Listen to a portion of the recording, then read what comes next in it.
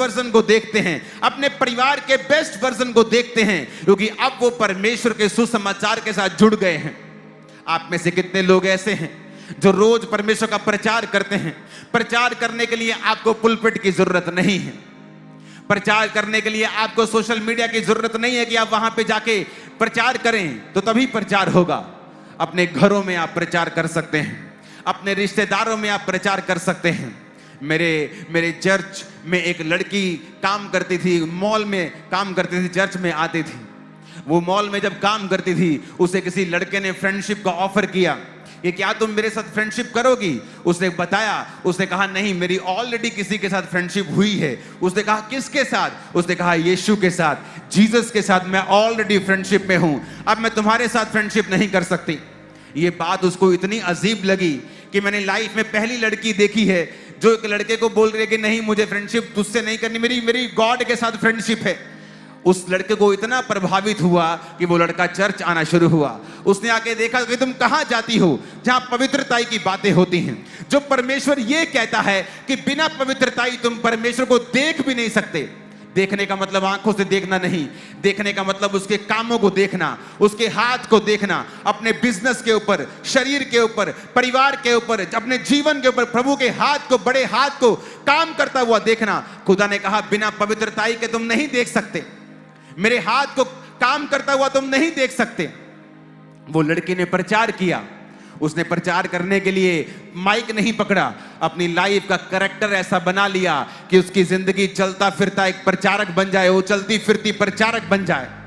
आप में से कितने लोग ऐसे हैं जो रोज प्रचार करते हैं? जब मुझे पता है कि क्राइस्ट के दिल में सबसे टॉप के ऊपर अगर कोई पॉइंट है वो ये है कि जाओ और सब जातियों के लोगों को चेला बनाओ। और उसने ये बात अपने चेलों से पहले भी कही थी कि देखो फसलें बहुत हैं लेकिन मजदूर थोड़े हैं।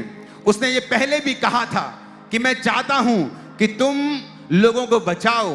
2 कुरिन्थियों 5 उसके 20 में लिखा है, पौलुस कहता इसलिए हम मसीह के राजदूत हैं, मानो परमेश्वर हमारे द्वारा विनती कर रहा है। हम परमेश्वर की ओर से निवेदन करते हैं, मसीह की ओर से निवेदन करते हैं कि परमेश्वर के साथ मेल मिलाप कर लो। वो कहता मैं परमेश्वर का राजदूत हूं, I am the ambassador of God. मैं परमेश्वर की ओर से लोगों को विनती करता हूं कि जाओ यीशु मसीह के द्वारा परमेश्वर से मेल मिलाप कर लो। मैं आपको बताना चाहता हूं, पंजाब में तो सब लोगों को पता होगा, यहां के लोग फॉरेन जाने के शौकीन हैं। जब आप दिल्ली में अमेरिकन एम्बेसी जाते हैं तो इंडिया का कोई भी पुलिस ऑफिसर, इंडिया का कोई भी लॉ वहां नहीं चलता है, क्योंकि वो American embassy is like a USA. वहां कोई भी लॉ के नीचे चीजें नहीं आती। अगर आप एम्बेसी के खिलाफ लड़ते हैं, अगर इंडियन एम्बेसी यूएसए में है, कोई एम्बेसी पे हमला करता है तो वो इंडिया पे हमला करने के बराबर है। जीसस ने सेम तुमको कहा है, कहता अगर तुम राजदूत बन जाओ, अगर तुम मेरे एम्बेसडर बन जाओ तो तुम्हारी सिरदर्दी मेरी सिरदर्दी है, तुम्हारी इज्जत मेरी इज्जत है, तुम्हारा परिवार मेरा परिवार है, तुम्हारी जरूरतें फिर मेरी जरूरतें हैं। तुम मेरे साथ जुड़ जाओगे और तुम्हारे साथ जो कुछ भी करेगा वो डायरेक्टली मेरे साथ करेगा। वो आपको कह रहा है कि मैं तेरी जिम्मेवारी संभाल लूंगा, मैं तेरे ऊपर अपना हाथ रखूंगा, मेरी कृपा तेरे ऊपर होगी क्योंकि तू मेरा राजदूत है। उसने चेलों से कहा मैं चाहता हूं कि तुम मेरे राजदूत बन जाओ। मजदूर थोड़े हैं, फसलें ज्यादा हैं, मुझे काटने वाले मजदूर चाहिए। आज जो कोई व्यक्ति इस बुलाहट को समझ रहा है, और चाहे आप बिजनेसमैन हो, चाहे आप जॉब करने के लिए बुलाए गए हो, हाउस वाइफ हो, वो आपका सेकेंडरी काम है। अगर आप अपनी पहली बुलाहट को आज से फॉलो करेंगे कि परमेश्वर का काम आज से मैं वायदा करता हूं कि मैं करूंगा। मैं जहां जाऊंगा, अपने वर्क प्लेस से लेके, अपने दोस्तों से लेके, अपने रिश्तेदारों तक, मैं वहां पे जीसस क्राइस्ट की रूहों को बचाने की कोशिश करूंगा। मैं वहां जाकर परमेश्वर का प्रचार करूंगा। गली में रह के वो शाम को दोपहर को 2 घंटे चुगलियां करने से अच्छा यह है कि तुम जाओ और प्रचार करो। जब तुम प्रचार करोगे तुम मसीह के दूत बन जाओगे। जब तुम मसीह के एम्बेसडर बन जाओगे तो तुम्हारी जिम्मेवारियां फिर मसीह के ऊपर होंगी। अगर तुम बीमार होगे तो परमेश्वर तुम्हारी ओर देखेगा। उसने कहा है जब तुम मेरे नाम से मेरी महिमा के लिए पिता से मांगोगे तो पिता तुम्हें देगा। आज लोग रोते हैं, चिल्लाते हैं। हन्ना रोती थी, चिल्लाती थी, अपने पति को बोलती थी मेरे बच्चा क्यों नहीं होता। उसका पति पुराने नियम में एक से ज्यादा पत्नियां होती, 2 पत्नियां थी उसकी। उसने कहा मेरी पहली पत्नी को बच्चे हैं, तुझे नहीं है। मैं क्या यहोवा हूं जो तेरी कोख को खोल दूं? तेरी कोख को यहोवा ने बंद करके रखा, मैं क्या कर सकता हूं? उसने कहा, वो रोती थी, हन्ना रोती थी क्योंकि उसकी सौतन उसको बांझ कहती थी, उसको चिढ़ाती थी। अपने बच्चों के संग खेलते खेलते उसको चुभवी बातें बोलती थी, उसके दिल को चुभती थी, उसके दिल को छलनी करती थी। बाइबल कहती है वो रोती थी, करलाती थी, अपने पति से लड़ती थी, खाना छोड़ देती थी, सारा सारा दिन कुड़ती रहती थी, रोती थी। क्या उसके कुड़ने से बच्चा हुआ? क्या पति के साथ लड़ने से बच्चा हुआ? क्या उसने खाना छोड़ दिया बच्चा हुआ? बहुत रोई दुखों के कारण, क्या फिर बच्चा हुआ? नहीं। उसने फैसला किया मैं परमेश्वर के साथ जुड़ूंगी। परमेश्वर के घर में गई, वहां पे जाके प्रार्थना करती है। उसके होंठ हिल रहे थे लेकिन शब्द सुनाई नहीं पड़ता था क्योंकि वो दुखी थी मन में। और उसने क्या कहा? उसने कहा प्रभु अगर तू मुझे संतान दे और बेटा दे, वो बेटा मैं तेरे भवन में वापिस कर दूंगी। यहां पर आ गई परमेश्वर की महिमा की बात कि एक व्यक्ति दुखी हो सकता है, लाचार हो सकता है, वो रोता है, चिल्लाता है, खाना नहीं खाता, वैद्यों के पास जाता है, सब करके देख लिया, कुछ हासिल नहीं हुआ। लेकिन फिर वो फैसला करता है मैं परमेश्वर की आज्ञाओं को मानूंगा। बाइबल में लिखा हुआ है अगर तुम परमेश्वर के लिए कुछ करोगे, मन्नत को मांगोगे, अगर तुम प्रार्थना करोगे, अगर अपना जीवन परमेश्वर की महिमा के लिए दे दोगे तो परमेश्वर तुम्हें ऊंचा करेगा। उसे मालूम थी ये बात क्योंकि परमेश्वर की हर एक आज्ञा के पीछे एक आशीष छुपी हुई है। वो गई और उसने कहा प्रभु अगर तू मुझे बेटा दे, तेरे भवन में वो बेटा वापस कर दूंगी, तेरा काम वो किया करेगा, तेरी सेवा वो किया करेगा। और क्या हुआ? 1 साल भी बीतने नहीं पाया था, उसके बेबी हुआ। वो रोई नहीं, लिखा उसके बाद वो कभी उदास नहीं रही। जब परमेश्वर के दास ने कहा था भवन में जा इजराइल का परमेश्वर यहोवा तुझे मन चाहा वर दे, फिर वो कभी उदास नहीं हुई, पति से कभी नहीं लड़ी, सौतन के चिढ़ाने से कभी दुखी नहीं हुई। उसको पता था उसने परमेश्वर की महिमा के लिए कुछ मांगा है, अब पिता उसे देगा। आप दुखी हो चुके हैं, अपने बिजनेस को करते करते कमेटियां डाल के उठा उठा के आप दुखी हो गए हैं, कर्जों से दुखी हो गए हैं, फाइनेंशियल हालत से दुखी हो गए हैं। और दुखी होने से आप नहीं छूटेंगे।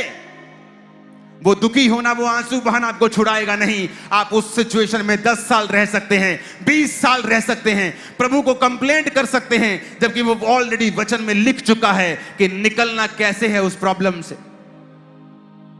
हन्ना को मालूम था अब मुझे खुदा की महिमा के लिए कुछ मांगना है। क्या आपने कुछ किया है आज तक खुदा की महिमा के लिए? आप क्रिश्चियन हैं, बाप क्रिश्चियन, मां क्रिश्चियन, दादा क्रिश्चियन, चलो बताओ इस 2026 में कितने लोग चर्च में आपकी वजह से गए हैं? चलो बताओ कितने रिश्तेदार जो मसीह को नहीं जानते आपने उन्हें मसीह में लेके आए हैं? चलो ये बताओ आपके कितने दोस्त अन्य जातियों में से हैं वो चर्च में गए हैं? चलो ये बताओ आप जिस बॉस के पास काम करते हैं या जो स्टाफ आपके नीचे काम करता है उसमें से कितनों ने यीशु मसीह के वचन को माना है आपके कारण? नहीं। क्यों? क्योंकि हमारी जिंदगी परमेश्वर की महिमा के ऊपर आधारित नहीं है। हमारी जीवन एक सेल्फिश जीवन है जहां पे हम अपने लिए बच्चों को चाहते हैं, अपने लिए बरकतों को चाहते हैं। और परमेश्वर ने कहा है अगर तुम मांगते हो लेकिन पाते नहीं तो इसलिए कि तुम अपना मांगा हुआ ऐश में उड़ा दो, व्यभिचार में उड़ा दो, मौज मस्ती में उड़ा दो, इसीलिए तुम मांगते हो लेकिन पाते नहीं। परमेश्वर ने कहा उसके दिल की इच्छा है। देखो आपको मालूम है यीशु मसीह एकमात्र परमेश्वर, एक बड़ा परमेश्वर जिसने सारी सृष्टि को बनाया है, उसके हार्ट की बात है। कहता बहुत सारी फसलें हैं लेकिन मजदूर थोड़े हैं। उसके दिल की बात है कि जाओ और सब जातियों के लोगों को बताओ, उन्हें चेला बनाओ। लेकिन आज हम उसकी मोस्ट इंपॉर्टेंट आज्ञा को भूलकर अपने अपने कामों में बिजी हो गए। परमेश्वर ने आदम को कहा आदम, ये सारी वादी तेरे लिए, अटन की वाटिका तेरे लिए, जाओ और इसमें काम कर। और वो काम कर रहा था परमेश्वर के ठहराए हुए स्थान के ऊपर। काम करता करता परमेश्वर ने कहा आदम का अकेला रहना ठीक नहीं है। उसने नहीं कहा प्रभु मैं अकेला हूं, मेरे को लोनलीनेस फील हो रही है, नहीं। आदम परमेश्वर की ग्लोरी में था। आदम प्रभु का ठहराया हुआ काम कर रहा था। आप जब परमेश्वर के ठहराए काम को करते हैं, परमेश्वर खुद देखता है आपकी जिंदगी में आपको क्या चाहिए। वो खुद देखता है कि आपकी लाइफ में अब क्या जरूरत है। मैं चाहता था कि मैं मैरिज लेट करूं, बहुत बात करूं, शायद ना करूं, लेकिन परमेश्वर ने मेरे काम को देखते थे प्रोफेसी मेरे को दी थी 2014 की 13 के एंड में कि तू मैरिड होगा, बहुत जल्द लड़की को ढूंढना शुरू कर। 14 में मैंने ये बात करनी शुरू की और 17 जनवरी को मैं एंगेज हो चुका था। परमेश्वर जानता है आपको क्या चाहिए, कब देगा वो, जब आप मशरूफ होंगे, बिजी होंगे परमेश्वर के ठहराए हुए कामों को करने के लिए। आप दुखी हैं क्योंकि आपको अच्छा रिश्ता नहीं मिल रहा, लेकिन आप इसलिए दुखी नहीं हैं कि आपके मोहल्ले के लोग बचाए नहीं जा रहे हैं। बहुत से आपके दोस्त, बहुत सी आपकी सहेलियां, मेरे बहनों की अभी तक मसीह में नहीं हैं। उस बात के लिए आप दुखी नहीं हैं, पर आप इस बात के लिए दुखी हैं कि आपका रिश्ता आपको नहीं मिल रहा है। जब आप उस बात के लिए दुखी होंगे जिस बात के लिए परमेश्वर दुखी है, तो वो आपके सुखों का ध्यान रखेगा। वो आपका बेस्ट वर्जन आपके बीच में से निकाल कर देगा। आज मैं हैरान होता हूं कि आप ये सोच सकते हैं कि एक 8,000 कमाने वाला व्यक्ति आपको आके ऑफिस में बोले कि उसने 12 करोड़ की जमीन ली है। और मैं कोई पुरानी पीढ़ी की बात नहीं कर रहा हूं, मैं 10 साल की सिर्फ बात कर रहा हूं। 10 साल में टर्न अराउंड हुआ, और टर्न अराउंड होना उस 2-3 साल की शुरुआत में ही जब फॉलो करना शुरू हो गया था, और वो बढ़ता गया और वो बढ़ता गया। जब आप क्राइस्ट की महिमा के लिए अपना जीवन देते हैं, जीवित चर्चिस के साथ जुड़ते हैं, सिर्फ खामबरा चर्च जीवित चर्च नहीं, बहुत सी चर्चिस जीवित चर्चिस जहां मसीह की महिमा होती है, जहां रूह को बचाने का दर्शन है, जहां परमेश्वर को बचाने, उसकी रूह को बचाने का दर्शन है। जब आप उन सभाओं में जाते हैं, आप उन चर्चिस में जाते हैं, आपका पास्टर चाहे आपको मिले चाहे ना मिले, आप कोई बाबा लाइन में थोड़ी होगा, वो बाबा से मिलना ही मिलना है। आप परमेश्वर के वचन को सुनने के लिए आए हो, आप मुझे देखने थोड़ी आए हो। मैं वचन को सुनाने के लिए आपको यहां आया हूं। जब आप जीवित चर्चों में जुड़ते हैं, परमेश्वर आपको ध्यान से देखता है। आपकी लाइफ में सारी चीजें होनी शुरू हो जाती हैं, क्योंकि आप जीवित चर्च में हैं, जहां पर रूहें बचाने का काम हो रहा है। आप पैसा नहीं है, डोंट वरी। जिस दर्शन में चर्च आपकी चल रही है, उस दर्शन के लिए आप प्रार्थना करने शुरू करते हैं। जिस चर्च में हमारा करोड़ों का खर्चा है, वहां वो 8,000 रुपए महीने का क्या कर लेता? कुछ नहीं कर सकता। लेकिन उस व्यक्ति की वो पूंजी थी, पूरे महीने की कमाई थी, वो उसका हार्ट था, वो रूहें बचाने का, बोने का, प्रेयर का, पवित्रताई का। और परमेश्वर दिलों को देखता है, पैसों की अमाउंट को नहीं देखता। वो आपके हार्ट को देखता है, वो आपके दिल को देखता है कि वो कैसा है उसके लिए। एक विधवा जिसने 1 रुपए वो अधेले के बराबर, दमड़ियों के बराबर, कोड़ी के बराबर डाल दिया था। धनवानों ने हजारों डाला, लेकिन परमेश्वर ने कहा जो इस विधवा ने डाला वो कहीं ज्यादा है। बाकियों ने बढ़ती में से डाला है, इसने अपनी घटती में से डाला है। वो हार्ट देखता है आज भी, दिल देखता है आज भी, कि आपके दिल सुसमाचार के साथ जुड़े हुए हैं या नहीं। लेकिन अगर हमारे दिल इस परमेश्वर की सबसे बड़ी आज्ञा के साथ जुड़े हुए नहीं हैं, हमारा जीवन इस आज्ञा के ऊपर बना हुआ नहीं है, आप सब पास्टर नहीं बन सकते। आप में से डॉक्टर्स हैं, अगर आप सब पास्टर बन जाएंगे, डॉक्टर्स को कौन बचाएगा? नर्सों को कौन बचाएगा? साइंटिस्ट को कौन बचाएगा? आप में से लोग साइंटिस्ट। आज अफ्रीका में बड़े देश, बहुत से देश के प्रेसिडेंट्स ने पास्टरों से बपतिस्मा लिया है। कोई पास्टर कैंसर मेडिसिन के साइंटिस्ट हैं। अगर कोई साइंटिस्ट उनको यीशु के बारे में बताता ही नहीं, तो वो साइंटिस्ट तो कैंसर मेडिसिन को खोज कोई करता रहता, उनको कौन बताता? डॉक्टर्स को कौन बताता? साइंटिस्ट को कौन बताता? आज मोस्टली लोग जब स्पेस का गेड़ा लगा के आते हैं, मोस्टली क्रिश्चियन बन जाते हैं। जाओ देखो उनकी थ्योरी को,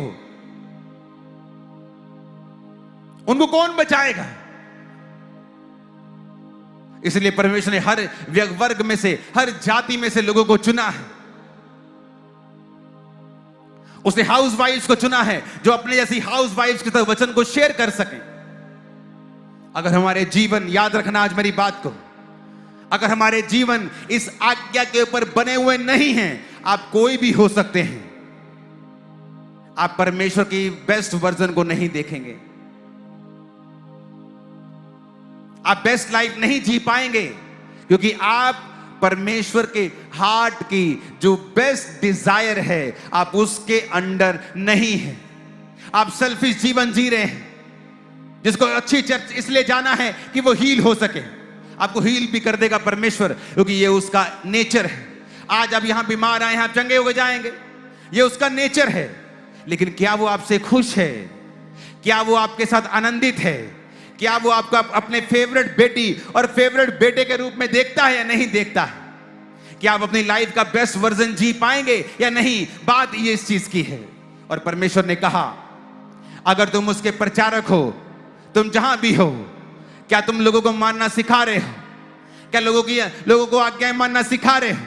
क्या लोगों को चेला बना रहे हो? तुम्हें बाइबल की फुल नॉलेज नहीं चाहिए। आप हैरान हो जाएंगे, आप हैरान हो जाएंगे जिस दिन मुझे परमेश्वर के बारे में मालूम हुआ। और मैं अभी तक पापी था, बचा नहीं था, बपतिस्मा नहीं लिया था, जस्ट यीशु मसीह के बारे में सुना था, और मैं शराब पीने वाला व्यक्ति था। और मैं शराब पीते पीते अपने दोस्तों के साथ यीशु मसीह की बातें शेयर करता था कि मेरे को चर्च वाले मिले थे, ऐसा बता रहे थे, मुझे ऐसा कह रहे थे। और परमेश्वर ने मेरे जीवन पे कृपा की और 2 महीने के अंदर अंदर मेरे नशे खत्म हो गए और मैंने बपतिस्मा ले लिया उसी साल 2004 में, और उसके बाद कभी नशों को हाथ नहीं लगाया। लेकिन मैं ये बात जानता था शुरू से, ये परमेश्वर का हार्ट है उसकी गॉस्पल को शेयर करना। मैंने हर व्यक्ति के साथ गॉस्पल शेयर की है। जब मैं बिजनेसमैन था और हमारा होलसेल का बिजनेस होता था, तो मैं गाड़ी पे रोज सुबह अलग अलग एरिया में, यहाँ इस एरिया में भी हम आते थे, पठानकोट एरिया में मैं आता था, पंजाब में काफी एरिया में हम जाते थे अलग अलग दिनों में। तो दुकानदारों को स्पेशल जब वो बोलते चाय पी ले, जूस पी ले, मैं बोलता मेरा रोजा है, मेरी फास्टिंग है, उनको सुसमाचार में देता था कि क्यों मैंने फास्टिंग रखी है, क्यों मैंने रोजा रखा है, कौन है प्रभु यीशु मसीह जिसने मुझे नशों से आजाद किया। अब मैं पूरी बीमारियों से आजाद नहीं हुआ था, जिस चीज से आजाद हुआ था उसी की गवाही मैंने देनी शुरू कर दी थी। शायद इसीलिए परमेश्वर ने मुझे आशीषित किया, इसलिए आज शायद इंडिया की सबसे बड़ी चर्च के साथ मुझे ब्लेस किया, क्योंकि मैंने गॉस्पल को शेयर किया है हर एक बंदे के साथ, बिजनेसमैन के साथ, रिश्तेदारों के साथ, अमीर के साथ, गरीब के साथ, इन्फ्लुएंस आदमी के साथ। मैंने कभी नहीं देखा कि ये आदमी बहुत इन्फ्लुएंशियल है, मुझे यहां जीसस की बात नहीं करनी। मैंने हर जगह परमेश्वर की बात की है, हर जगह मैंने परमेश्वर के नाम को ऊंचा किया। और यही परमेश्वर का हार्ट था कि बहुत सी फसलें हैं लेकिन मजदूर थोड़े हैं। क्या आप जीसस क्राइस्ट की बात करते हैं? क्या आपकी लाइफ का मकसद है कि मेरा फलाना रिश्तेदार परमेश्वर को नहीं जानता, मैं उसको वचन बताता हूं? आपको लगता है कि जो व्यक्ति परमेश्वर में नहीं आएगा ये सबसे बड़ा नशेड़ी है, सबसे बड़ा पापी है, वो जल्दी गिरता है, वो जल्दी गिरता है। बड़े पेड़ आंधी तूफानों में जल्दी गिर जाते हैं। मैंने देखा है बड़े बड़े पापियों को सरेंडर करते हुए, बड़े बड़े पापियों को परमेश्वर में आते हुए, जब आप गॉस्पल शेयर करते हैं, क्योंकि आज हर एक आदमी टूटा हुआ है अंदर से। जो परमेश्वर जिसकी लाइफ में नहीं है, एक वैक्यूम उसके अंदर है, एक खालीपन उसके अंदर है, एक ऐसे जीवन से वो गुजर रहा है कि बाहर से वो अच्छा लगता है। कितने सेलिब्रिटी ने इस हफ्ते सुसाइड किया होगा मुंबई में, बड़े बड़े बॉलीवुड के सेलिब्रिटी, वो नहीं कि कामयाबी नहीं मिली, कामयाब व्यक्ति कामयाब होकर सुसाइड कर रहे हैं, क्योंकि ये सांसारिक सफलता आपको खुशी नहीं दे सकती। अगर दे सकती होती तो वो सुसाइड कभी नहीं करते। इसीलिए हमें यह बात समझनी है कि क्या हम फैसला करना है कि जीसस क्राइस्ट की सबसे बड़ी आज्ञा के नीचे हैं या नहीं। किसी भी चर्च के हो सकते हैं, डिनोमिनेशन के हो सकते हैं, मुझे कोई मतलब नहीं, हम सब भाई हैं। लेकिन क्या हम इस आज्ञा के नीचे हैं? क्या हमारा जीवन इस आज्ञा के नीचे है? क्या हमारा चर्च इस आज्ञा के नीचे है? क्या मेरा पड़ोसी, मेरे आसपास रहने वाले क्रिश्चियन क्या इस आज्ञा के नीचे हैं या नहीं? क्या हम सब अपनी अपनी डफली और अपना अपना राग गा रहे हैं? और ये एक रुकावट है। इस रुकावट परमेश्वर के काम करने की रुकावट। वो काम नहीं कर पा रहा आपकी लाइफ में क्योंकि आप उसकी आज्ञाओं को पूरा नहीं कर रहे हैं। और जब उसकी आज्ञा पूरी होती है वहां पर परमेश्वर का आत्मा कार्य करता है। एक वचन को मैं पढ़ूंगा।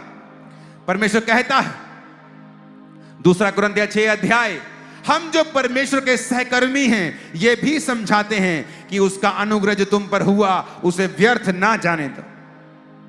अगर तुम कहता मसीह में हो, मसीह में आ गए हो, कहता इसे व्यर्थ मत जाने दो। इसे मत छोटी बात मत समझो। अगर तुमने मसीह घराने में जन्म लिया है, हमसे पूछो जो दूसरों घरानों से आए हैं कि मसीह की वैल्यू क्या है। काश हमें जल्दी पता चल गया होता। कहता व्यर्थ मत जाने दो, इसको छोटी बात मत समझो कि तुम मसीह घराने में जन्मे हो। छोटी बात है क्योंकि वो दूसरे घराने में जब मैं मसीह में जन्मा हूं, आम बात है। कहता उसके अनुग्रह को व्यर्थ मत जाने दो। हालेलुया। 7 बार ऊंची आवाज में हालेलुया बोलो।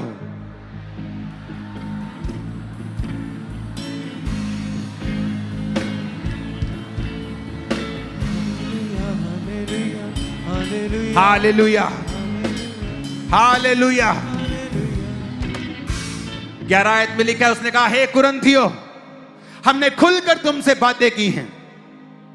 पौलुस कहता है कलीसिया को, कुरिन्थियों की कलीसिया ऑलरेडी मसीह में थी। वो नॉन क्रिश्चियन लोगों से बात नहीं कर रहा, इस समय क्रिश्चियन से बात कर रहा। कहता हमने खुल के तुमसे बातें की हैं। मेरा दिल तुम्हारी ओर खुला हुआ है। तुम्हारे लिए हमारे मनों में कोई संकोच नहीं, पर तुम्हारे ही मनों में संकोच है। पर मैं अपने बच्चे जानकर मैं तुमसे कहता हूं, तुम भी उसके बदले में अपना दिल खोल दो। आगे कहता है अविश्वासियों के साथ आसमान जुए में ना जुतो, क्योंकि धार्मिकता और अधर्म का क्या मेल जोल, या ज्योति और अंधकार की क्या संगति, मसीह का बलियाल के साथ क्या लगाव, विश्वासी के साथ अविश्वासी का क्या नाता। तुम पर कहता अनुग्रह हुआ है, हमने खुल के तुमसे बातें की हैं, हमारे मन में तुम्हारे लिए कोई संकोच नहीं है। कहता तुम अगर विश्वासी हो तो अविश्वासियों के साथ आसमान जुए में मत जुतो। एक मसीह का बलियाल के साथ क्या लगाव, एक अविश्वासी का विश्वासी के साथ क्या नाता। नाते की बात कर रहा है, वो घूमने फिरने की बात कर रहा है, वो संगतियों की बात कर रहा है। मैं एक शराब पीने व्यक्ति से नफरत नहीं करता हूं। चर्च में लोग शराब पी के आते हैं, हम उनको मारते पीटते नहीं।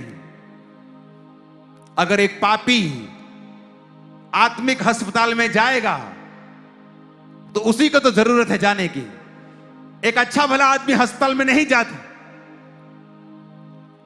लेकिन मैं शराबियों के साथ संगति नहीं करता हूं। मैं उनके साथ रोज खाता पीता बैठता उठता, खाता पीता बैठता उठता, वो मेरे बेस्ट फ्रेंड नहीं है। मैं उनसे प्यार करता हूं, गॉस्पल शेयर करता हूं, प्रेयर करता हूं, उनको कहीं कुछ चाहिए मैं प्रोवाइड करता हूं, लेकिन संगति नहीं करता हूं। तुम्हारी संगति किसी व्यभिचारी के साथ, जो व्यभिचारी है, जो गलत कामों में है, तुम उसके साथ संगति रखते हो। पौलुस कहता तुम अनुग्रह को व्यर्थ कर रहे हो। जो खुदा ने तुम्हें अनुग्रह दिया ना, तुम मिट्टी में मिला रहे हो। कहता अविश्वासियों के साथ आसमान जुए में क्यों जोत रहे हो। धार्मिकता और अधर्म का क्या मेलजोल। और उसने आगे समझाया, कहता अगर मैं तुम्हें कहूं कि तुम इस जगत के पापियों और शराबियों और व्यभिचारों की संगति ना करो, फिर तुम्हें जगत से ही निकल जाना पड़ेगा। पर कहता मैं तुम्हें उनके साथ मेलजोल ना करने के लिए नहीं कह रहा हूं, मैं संगति की बात कर रहा हूं। वचन कहता है जो परमेश्वर के साथ संगति करता है उसके साथ एक आत्मा हो जाता है। जब आप प्रभु के साथ संगति करते हैं आप वन स्पिरिट हो जाते हैं।